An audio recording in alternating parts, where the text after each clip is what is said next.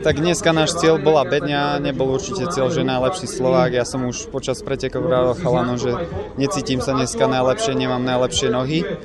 Ale tak snažili sme sa byť stále vpredu a kontrolovať a áno, rozhodla som na tom predposlednom kopci, kde sa išiel fakt šrot. Hneď od začiatku vlastne jeden kolsak nastúpil a nebolo by to tam, že nemôžem povedať, že sme tam zaspali alebo niečo na to, ale respektívne poviem pravdu, že sme na to v tej chvíli nemali, nikto z nás, aby sa tam zodvihol a skočil. Viem, že Bajčo tam išiel a vlastne keď stade odletel, tak chytil totálne ručnú páku, že ledva potom došiel v tom balíku.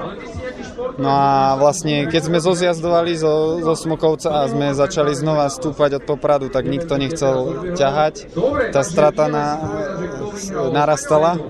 Nikoho sme tam nemali, tak sme vlastne celý tým sa zložil, začal mi ťahať a vtedy som vlastne si povedal, že musím ísť a čo najlepšie skončiť na štrbskom plese, aj keď som mal dneska zlý deň a nie som spokojný s výsledkom, ale spravil som maximum, čo sa dalo.